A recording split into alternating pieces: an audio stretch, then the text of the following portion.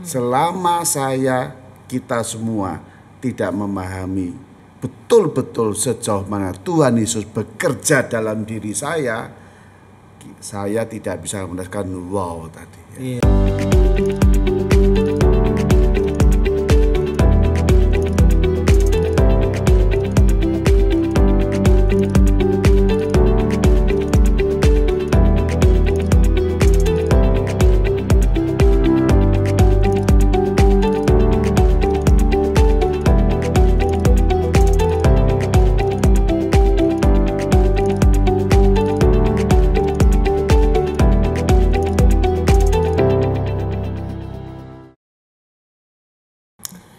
Oke, welcome buat Pak Nathan, atau mungkin yang formalnya kita taunya Pendeta Nathanael. Oh, lupa ada emeritusnya, Rek. Kemarin sudah emeritus, 15 ya. September ya. Itu harus bersyukur pada Tuhan ya, saudara. Oh, puji Tuhan, bisa sampai emeritus. Jadi lebih seger sih, Pak, memang. Jujur jadi seger banget. Enggak lah. Sudah Kalau seger. itu kan tertekan. Jadi ada emeritus bagi gua tuh wisuda. Ya. Aku juga mesti cepet emeritus biar wisuda. Oke. Oh, nggak bisa, lu mesti kuliah. Oke, jadi ini ada Pak Nathan, welcome to Faith Zone Podcast. Juga ada Konil, atau biasa kalau formalnya kita panggilnya Pak Daniel Iskandar ya. Iya, formalnya gitu. Iskandar, cuman biar santai gitu ya, ngobrolnya juga bisa belak-belakan, terbuka. Kita panggil Onil itu ya. Iya, Konil, Pak Nathan. Jadi hari ini puji Tuhan ini episode pertama kita, episode pertamanya si Faith Zone. Jadi hari ini kita bakal bahas tentang panggilan nih. Jadi ini Faith Zone ini kan soal bagaimana kita memahami dan mendalami iman kita. Nah hari ini sebagai anak-anak Tuhan ya, aku percaya kita udah percaya sama Tuhan dan kita belum meninggal, ada panggilan yang Tuhan kasih. Maksudnya masih ada di sini. Iya, ya kan kita setelah percaya kita nggak langsung meninggal dong, tapi masih hidup dan berarti ada sesuatu yang Tuhan taruh. Ada panggilan, aku percaya itu ada calling dari Tuhan untuk kita do something selama kita masih bertahan hidup.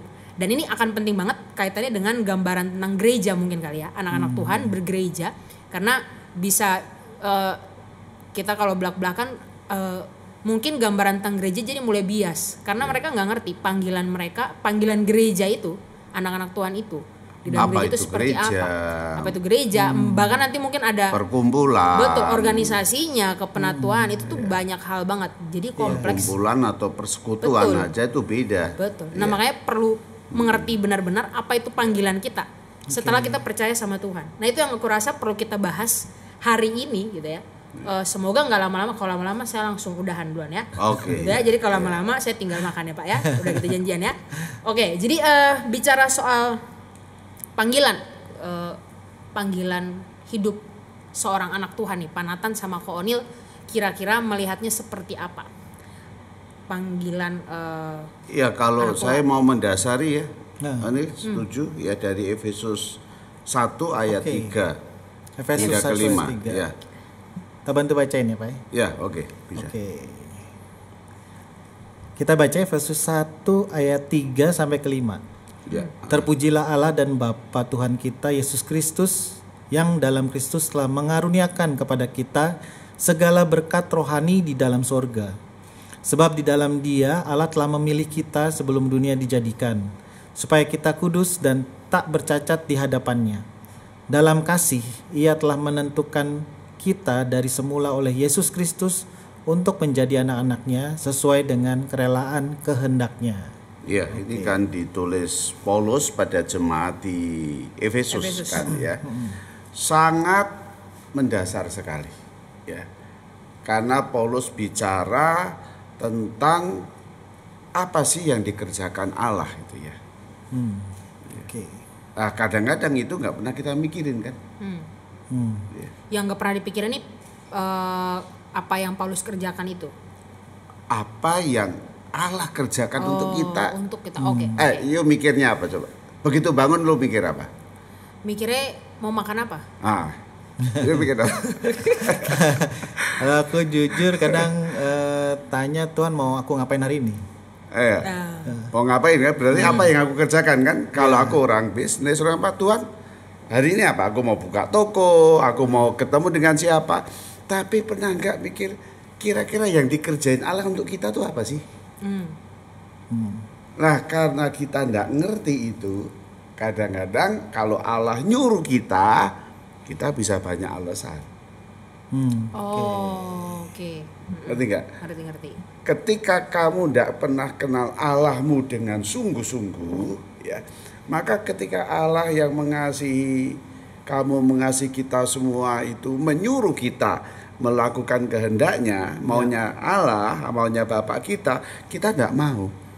Kenapa? Karena yang kita pikirin adalah urusan kita terus. Ya. Nah itu kalau kita mau ngomong panggilan nanti. Oke. Kalau dari Ko O'Neil sendiri gimana? Ini tadi Pak Nathan berarti memahami apa yang kira-kira Allah mau lakukan buat kita hari ini. Iya, menarik sih. Sebenarnya kalau ngomong soal panggilan, ini kan tentang orang terpilih juga ya. Jadi memang benar kata Pak Nathan, sebenarnya Tuhan itu mau mengerjakan sesuatu di antara kita. Itu poinnya. Cuman masalahnya kita mikirin itu nggak tiap hari. Kita benar-benar fokus sama itu nggak? Soalnya kalau kita nggak fokus sama itu, kita tuh pasti akan mikirin kedagingan kita. Gitu. Kayak aku gitu ya tadi, pagi mau makan apa? Iya, gitu. jadi kayak memikirkan hal-hal yang bukan hal buruk sih. Hal-hal baik dalam kehidupan, tapi pada akhirnya hal-hal baik itu tidak mengacu pada kehendak Tuhan. Jadi kalau buat aku pribadi, justru hal buruk itu udah jelas salah ya di mata Tuhan ya. Menurutku itu jelas.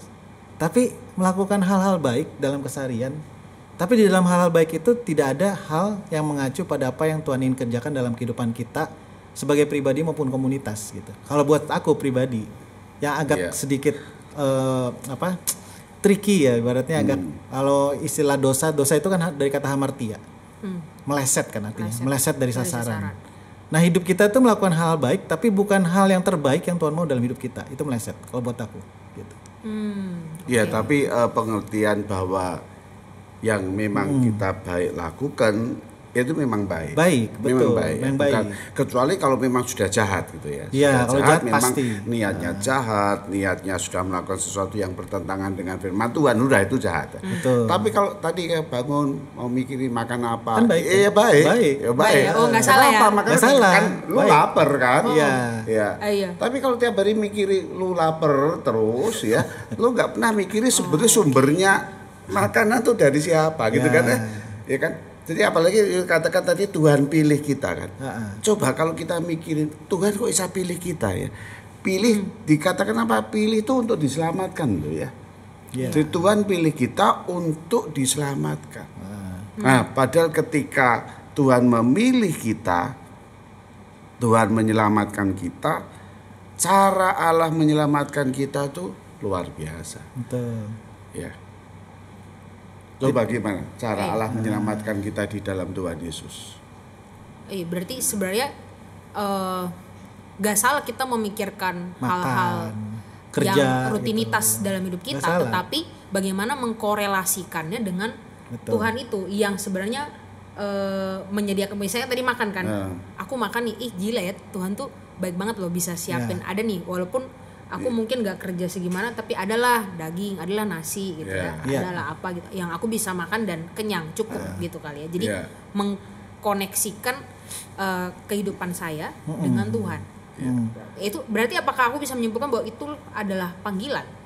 Ataukah bisa nggak kira-kira lebih detail lagi nih dijelasin ya soal ini? Aku lihat nih buat aku sih itu cukup jadi aku bilangnya aha moment sih ya. Jadi iya berarti bukannya salah melakukan hal-hal kayak bangun pagi mikirnya makan, tapi mengkorelasikannya dengan Tuhan itu kan rutinitas kita.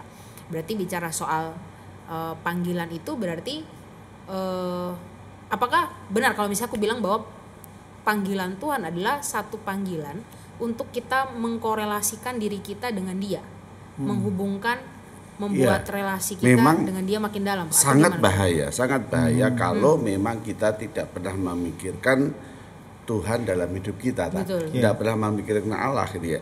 Jadi ketika bangun misalnya saya orang pebisnis ya, pikirin apa kerjaan kan tadi kan, menata transaksi dengan siapa, caranya apa, kerja gitu kebaikan, ya kan kerja kan baik, kan dan Tuhan kasihkan hikmat pada saya untuk bekerja kan. Iya betul. Jadi ketika bekerja, ketika mengalami kesulitan dan saya bisa berhasil. Kalau saya tidak melihat bahwa karya Allah yang bekerja di luar saya, itu pasti saya katakan kemampuan siapa? Diri sendiri. Nah, itu yang bahaya. Ini gua bisa, ini gua mampu ya. Baru nanti kalau terbentur batunya, blek, memang nggak bisa apa-apa, baru cari Tuhan. Padahal ketika saya hadapi jalan buntu, saya dapat hikmat, jalan keluar, oh itu karya Tuhan gitu ya. Tuhan yang bekerja, Tuhan yang memilih kita, Tuhan yang menyelamatkan kita. Kan? Dan yang menyelamatkan kita itu Tuhan yang mengangkat kita jadi anak-anaknya.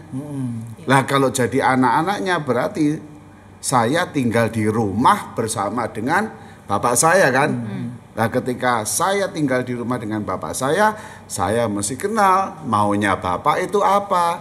Wong dia bos saya kok gitu kan. Ya, saya kerja ikut orang kan berarti kan maunya bos goal sesuatu goalnya sasarannya sampai kan nuruti dia.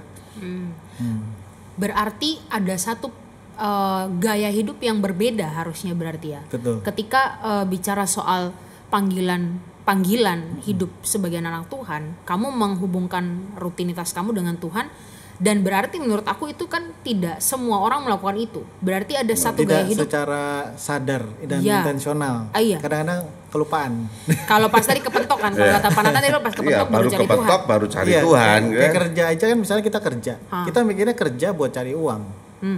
Itu memang secara logika memang benar kerja buat cari uang. Betul. Tapi apakah dalam pekerjaan itu kita sadar bahwa itu dari Tuhan dan untuk Tuhan, bagi Tuhan. Solideo Gloria. Teng. Jadi mungkin kita perlu panggil. Jadi kalau gini ya, kalau mikirnya kerja itu kebaikan. Baik. Itu lagu Emeritus gua loh ya. Gini ya. Iya. Kerja itu baik kan? Kerja itu baik. Betul. Tapi tadi Pak Nathan menghubungkan kolerasi sama Tuhan. Tadi Anjas bilang gitu. Berarti kan dari Tuhannya itu kan tahu bahwa ini aku dapat pekerjaan ini dari Tuhan. Tapi apakah kita mulai menelusuri lagi bahwa kita ini kerja, kalau kerja untuk Tuhan, berarti Tuhan ingin menghadirkan sesuatu dalam kerjaan kita, gaya hidup kerja kita gitu. Nah, apa yang ingin Tuhan lakukan di situ gitu? Apakah kita mikir sampai situ atau cuma sekedar kerja aja gitu? Nah, itu kalau mikir sampai situ kadang-kadang nggak kepikir kan? Iya. Padahal Allah kita tuh Allah yang punya sifat maha kuasa, maha ada, maha tahu ya. Dia sudah ada sebelum semuanya ada. Dia yang menjadikan kita yang tidak ada jadi ada. Bahkan Tuhan ciptakan kita tuh dengan kemuliaan Allah yang ada dalam diri kita, dan kita tidak mengenal kemuliaan Allah dalam diri kita kan setelah kita sama-sama jatuh dalam dosa. Ya, jadi kita udah tidak ngerti itu Allah, dan kalau tidak ngerti Allah nggak pernah mikirin Allah. Iya, betul. Ya, tapi karena Tuhan memilih kita untuk diselamatkan, ya, maka bagi orang yang percaya ya, yang sudah diselamatkan, seharusnya dia dalam hidupnya terus pikiri yang dikerjakan Allah itu apa sih? Iya. Karena yang dikerjakan Allah untuk saya tuh deket loh, ya. Dan dia tuh punya rencana yang luar biasa dalam hidup kita untuk kita lakukan. Dan kalau kita lakukan pekerjaan Allah, rencana Allah, wow, luar biasa loh. Luar biasanya apa Pak? Wow-nya itu apa? Maksudnya ketika kita akhirnya menghidupi panggilan Allah itu, kira-kira mungkin apakah wow dari gaya hidupnya kah, atau wow-nya apa? Ada kira-kira. Nanti bisa sih kan mungkin contoh pengalaman kali ya. Lu bertobat kan cari duit dulu kan baru bertobat. Kalau gua kan jadi buka-buka Gua kan dari SMA panggil jelas panggilan gua. Aku juga dari SMA. Dari SD ya. Aku SD dari SMP 13 jelas. 13 tahun kerja. 13 tahun bekerja nyari duit gitu ya. Jadi wow-nya apa? Bagi saya wow-nya tuh ketika saya menghadapi apapun yang saya nggak mampu, tiba-tiba lo kok gampangnya begini kan. Tuhan tuh bisa kasih hikmat dalam hidup kita tuh luar biasa loh. Kalau kita kadang Tuhan, jelas aku nggak ngerti kok. Jelas aku angkat tangan Tuhan nggak bisa, aku nggak mampu gitu ya. Tapi lo Tuhan bisa atur begitu mudah sekali. Nah itulah yang saya katakan, kalau kita kerja dengan Allah, wow, luar biasa. Ya. Kita tuh seringkali hanya dipusingkan oleh karena kita mengandalkan kemampuan kita kan. Betul. Begitu kita kemampuan kita mentok, kita pusing, kita stres, apalagi macam-macam kan.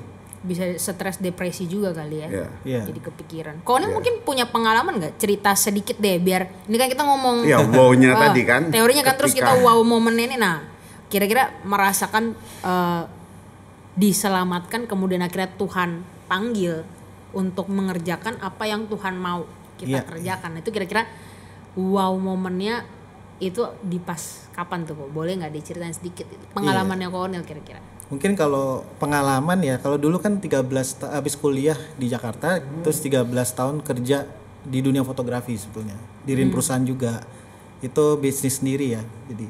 Jadi waktu dulu tuh aku mikirnya tuh nggak ada hubungin sama Tuhan soal kerjaan.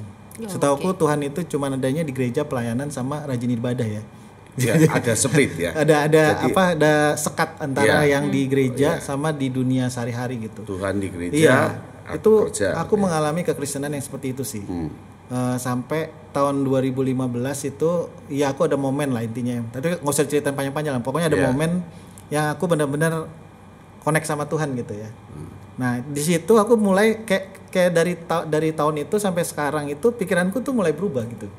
Kayak selalu mikirnya mungkin kalau di istilahnya mikirnya tuh tentang kingdom gitu, tentang kerajaan Tuhan gitu. Kerajaan Tuhan itu kan tentang kita nih sebagai warga negara ini kan makin serupa Kristus gitu kan. Lo dulu tuh kayak Kristen tapi kok nggak ada kepikiran ya dalam keseharian itu serupa Kristus ya, aneh ya. Ada masa-masa itu sebetulnya. Padahal Kristen. Padahal dan pelayanan Kristen tuh artinya pengikut Kristus. Iya. Tapi nggak seperti Kristus. Nggak berpikir tentang kerjaanku untuk Tuhan tuh gimana supaya di dalam pekerjaan itu bagi Tuhan gitu. Itu nggak ada sama sekali. Pekerjaanku ya udah pekerjaanku sekuler, total sekuler gitu. Nah itu kayak semacam ada dualisme ya istilahnya, ada dua dunia seperti itu. Tapi waktu aku ngalamin momen di 2015, walaupun yang aku ambil sekarang jalur hamba Tuhan ya, mungkin kalau aku nggak ambil jalur hamba Tuhan pun pekerjaanku pun akan aku pikirkan untuk Tuhan gitu. Ya karena ini jalur hamba Tuhan ya jelas kan. Aku kan nurturing orang untuk dewasa kan gitu. Jadi intinya sebenarnya mindsetnya itu ada perubahan. Jadi kayak dulu mikirin untuk aku kelihatan sukses. Aku kelihatan nanti dibanggain sama keluarga inti gitu. Keluarga besar ngeliat aku tuh wow gitu. Tapi sekarang itu udah nggak penting lagi gitu. Yang penting Tuhan mau apa sih gitu. Itu kalau nggak berhasil, lebih stres lagi. Iya, jadi kayak ada dorongan mikirin Tuhan mau apa daripada aku mau apa gitu. Itu yang mungkin. Nah di sini ya saya menemukan yang pertama ya kalau kita bicara dari Nats tadi ya bahwa Tuhan sudah pilih kita. Ya jadi kita ini yang anak-anak Tuhan ingat bahwa kita umat pilihan Allah. Ya dan Allah memilih kita adalah Allah yang untuk menyelamatkan kita. Ya, dan Allah yang menyelamatkan kita itu ketika dikatakan masih hidup kan dalam dunia kan, betul. Ya itu Allah yang membuat hidup kita itu kudus, ya kudus yang berkenan kepadanya, melakukan hal-hal yang tidak sama dengan yang ada dalam dunia ini, ya. Nah, bagaimana kita bisa fokus kepada Allah tadi ya? Bagaimana? Oh ya, sekarang hidupku itu untuk kerajaan Allah. You ngomong begitu kan? Nah, bisa demikian. Aku yakin kamu pasti mulai saat itu kamu memikirkan karya Allah dalam diriku itu apa sih? Apa sih yang dikerjakan Tuhan Yesus di dalam diriku? Selama kita semua tidak memahami betul-betul sejauh mana Tuhan Yesus bekerja dalam diri saya tidak bisa merasakan wow tadi. Iya, betul. Oke, berarti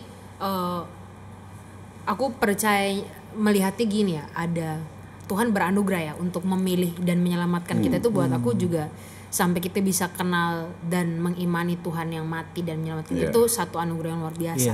Tapi nggak berhenti sampai di situ. Betul. Gitu ya. Betul. Ada sesuatu yang kita harus pahami bahwa Tuhan manggil kita untuk melakukan sesuatu. Gitu ya. Melakukan sesuatu yaitu punya pasti ya. Iya, melakukan sesuatu itu berarti yang jelas pasti berbeda dengan yang dilakukan dunia. Salah satunya tadi tuh jelas banget kayak Pak Nathan sama Konil, berarti kamu menghubungkan segala sesuatu dengan Tuhan. Apa yang kira-kira hatinya Tuhan tuh apa sih gitu ya untuk saya lakuin gitu. Nah, itu buat saya satu hal yang itu aja udah beda. Belum tentu semua orang mikir, bahkan mungkin di gereja pun gak semua orang mikirin itu kan. Jadi sebenarnya ini poin penting banget sih ya, memikirkan dari hatinya Tuhan kali ya. Tuhan atau gampangnya gini, gimana gampangnya Pak? Kita tidak pernah dan tidak akan bisa membayangi sebelum kita jatuh dalam dosa. Bisa nggak bisa lo bayangin. Nah, susah. Iya, susah banget kan. Karena kita sudah berdosa kan. Jadi ya, Calvin katakan orang berdosa. Itu ya. Iya, ya. Orang berdosa apapun yang dilakukan dalam dosa ya. Jadi kehidupan yang sebelum dosa itu apa gitu ya. Nah, itu sebetulnya kan tujuan Allah ciptakan kita demikian kan. Wah, pasti hidup sebelum jatuh dalam dosa enak loh ya. Connect banget. Ya. Connect banget. Kerja nggak usah mengeluarkan keringat gitu ya. Nggak usah bersusah payah dan ya macam-macam kan itu kan. Relasi manusia sama Tuhan juga masih sempurna. Iya. Dan itu apa kita enggak gitu ya. Tuhan terus kan. Nah, setelah Tuhan selamatkan kita, ya, saya percaya sungguhan bahwa sebenarnya Tuhan ingin hidup kita juga seperti itu gitu. Cuma kita masih ada dalam dunia. Maka hidup kita kan tantangannya luar biasa kalau kita ngomong panggilan Tuhan gitu ya. Kira-kira Tuhan manggil kita itu kemudian muncul secara nggak sadar tawar-menawar kan? Iya. Untungnya apa? Dapatnya apa? Repotnya apa? Ya. Nah, dikaitkan dengan lu tadi ngomong organisasi tadi kan? Gereja itu organisasi, persekutuan apa ya. Kalau andai kata gereja memang organisasi yang kalau nggak ada organisasi kan kacau balau kan. Betul. Karena yang mengatur tertib itu organisasi gitu ya. Nah, tapi ketika saya tidak memahami siapa Tuhan saya, begitu saya dipanggil, disitulah yang sulitnya luar biasa kan, main hitung-hitungan, untung rugi ya. Padahal kalau kita mau main hitung-hitungan untung rugi semuanya itu kita lupa hitungannya dengan Allah loh. Iya. Nah, karena kita tidak pernah mikirin Allah, akhirnya jadinya demikian.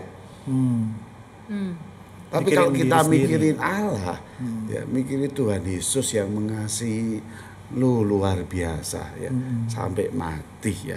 Berarti kan ya utang budi kita ya. Waduh, aku nggak pernah sih dikasih orang sampai orangnya mati sehingga aku merasa berutang budi pada orang itu. Belum pernah sih. Ya. Yang nggak tahu ada nggak gitu ya. Tapi itu abis podcast ini nanti ada yang komen ya pernah. Ya kan sampai orang nolong kita. Kalau sampai punya pengalaman itu ya, gua percaya ya orang yang ditolong pasti mati-matian untuk orang itu kok. Betul. Apapun yang dilakukan, apapun yang dia minta pasti lakukan. Dia merasa udah nggak layak ditolong tapi ditolong. Iya. Dengan gila-gilaan gitu. Nah itu namanya kan grace kan. Grace. Nah dari grace itu adalah satu energi besar yang bisa dorong kita untuk melakukan apa yang Tuhan mau karena Tuhan udah nolong kita gitu. Nah makanya ada istilah hyper grace kan. Hyper grace itu adalah orang-orang ya mungkin orang-orang Kristen tapi di dalam hatinya tuh belum bisa ngerasain betapa besarnya Tuhan nolong dia gitu.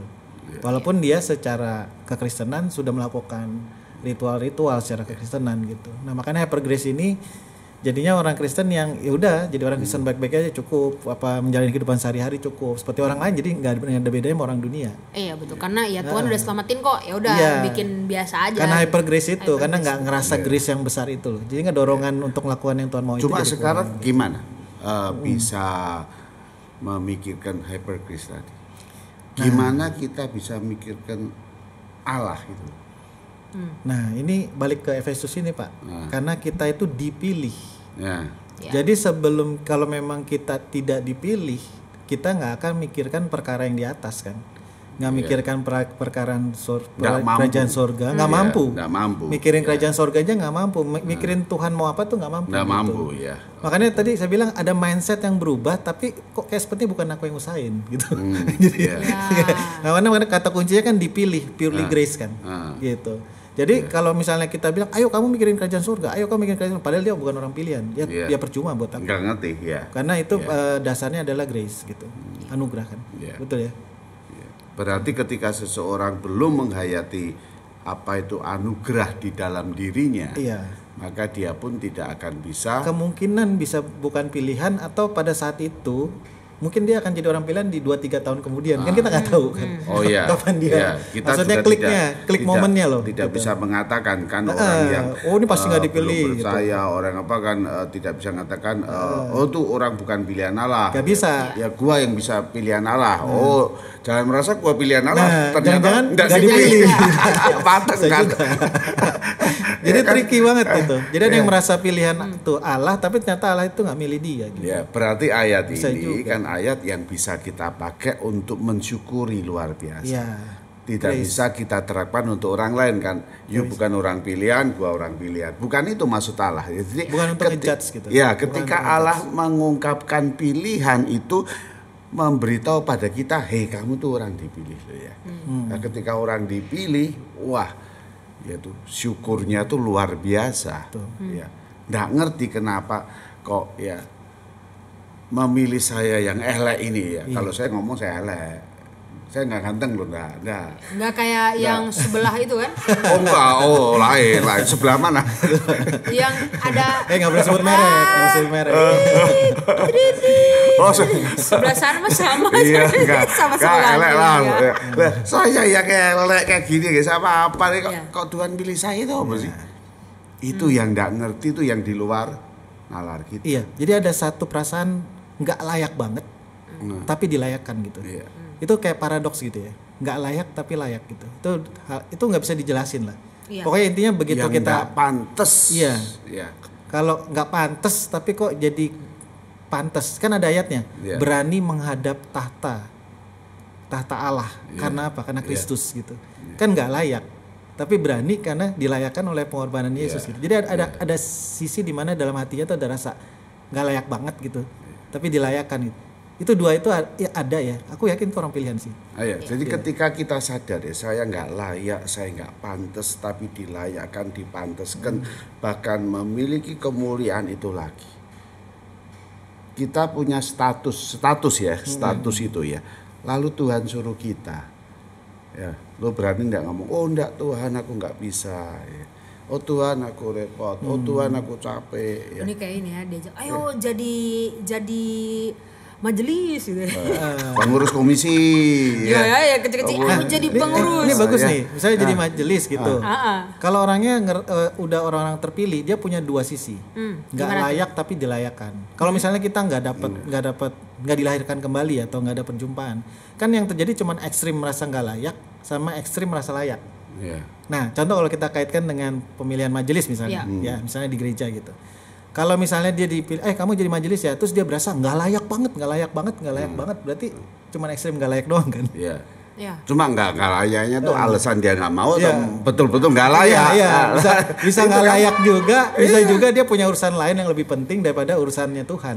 Bisa gitu. Contohnya. Nah, kalau begitu, ini ada dua sisi dulu ya. Ini dulu ya. Kalau yang layak itu berasa, oh gue pantes. Nah, itu juga bahaya. Ada sombong karena gini loh, ini ya? aku baik, aku banyak pelayanan, aku pantas jadi majelis. Nah itu berarti cuma layak doang kan. Nah ini nggak bisa nih. Orang yang sudah dipilih dan sudah dilahirkan kembali dalam Roh Kudus itu pasti ada dua karakter, merasa nggak layak tapi dilayakkan. Itu kan bahayanya kalau Tuhan ngomong, nyalah aku nggak kenal. Aku nggak kenal kau. Nah, itu yang terjadi sama orang-orang yang merasa dirinya layak dan punya prestasi rohani yang banyak. Cuma seringkali yang alasan lelah loh ya. Aku capek, aku lelah ya. Kalau saya membayangkan Tuhan tuh, waduh Tuhan tuh panjang sabar, wis betul ya. Saya melayani Tuhan, saya katakan Tuhan aku lelah, aku capek gitu ya. Saya percaya Tuhan geleng-geleng kok. Kenapa geleng-geleng? Karena lelah lu tuh bukan lelah karena aku. Lelah lu tuh karena dosamu. Ya lu cari duit dewek kan, cari duit, cari kerjaan, sibuk dewek ya. Kesibukanmu setiap hari itu sudah melelahkan ya kalian ya. Lalu kemudian ditambahi lagi pelayanan, lalu katakan aku sudah lelah kok.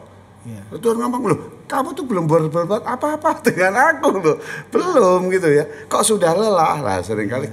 Karena apa? Karena nggak kenal.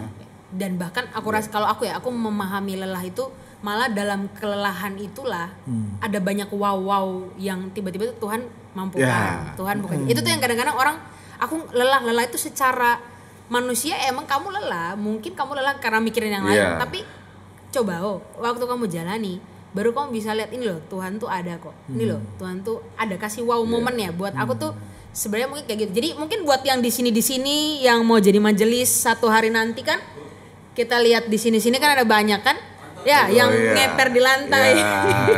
Ya walaupun itu tergantung ya panggilan dan dia mengumpulkannya kayak apa. Cuman kalau dengan alasan itu kita bisa bilang bahwa Tuhan bakal mampuin sih. Aku malah mengalaminya gitu dalam kelelahanku.